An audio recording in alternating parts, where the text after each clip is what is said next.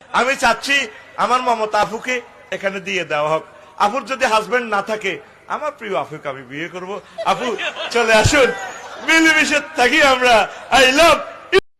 এই একজন মৌলবী যার ভিডিও বর্তমানে সোশ্যাল মিডিয়াতে তোমরা সচরাচর দেখতে পাচ্ছ, যে চারিদিকে খুব ভাইরাল একটা কথা তিনি বলেছেন।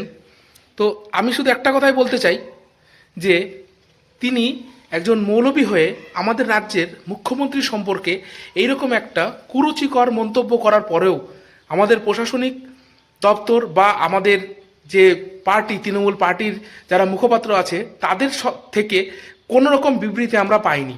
আমি শুধু এটারই অপেক্ষা করছিলাম যে হয়তো কোনো বিবৃতি আসবে। আমাদের যে দেবাংশু দা আছে, তিনি তো সরকার বিরোধী কোনো কথা হলেই সেটার প্রতিবাদ করেন, কিন্তু এই ক্ষেত্রে কেন প্রতিবাদ করা হচ্ছে না, এই বিষয়টা সত্যি খুব ভাবার বিষয়।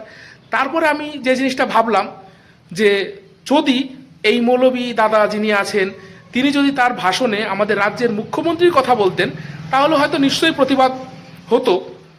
কিন্তু এখানে তিনি বলছেন মমতা নামের কোনো একজন মেয়েকে। তো এই ক্ষেত্রে তিনি হয়তো আমাদের রাজ্যের মুখ্যমন্ত্রী মমতা বন্দ্যোপাধ্যায়ের কথা বলছেন না, বললে হয়তো দেবাংশুদা বা আরও অনেকে যারা আছেন তারা প্রতিবাদ করতেন। এক্ষেত্রে তিনি হয়তো একটা মহিলার সম্পর্কে এই কথাটা মন্তব্যটা করেছেন, কিন্তু সেই ক্ষেত্রেও একটা আন্দোলন করা দরকার বা একটা প্রতিবাদ করা দরকার। কারণ সে যেই হোক না কেন, কোনো মহিলা সম্পর্কে বা মেয়ে সম্পর্কে এইরকম মন্তব্য করা এটা রুচি দেয় না। পরবর্তীতে আমি জানতে পারলাম যে এটা বাংলাদেশের কোনো এক মৌলবী দাদা, তিনি এই বক্তব্যটা দিয়েছেন।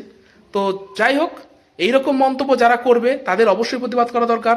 সেটা রাজ্যের মুখ্যমন্ত্রী হোক বা রাজ্যের কোনো মহিলা বা কোনো মেয়েই হোক, সবার জন্য আইন সমান করা দরকার। আর সেই ক্ষেত্রে প্রতিবাদ অবশ্যই জানানো দরকার।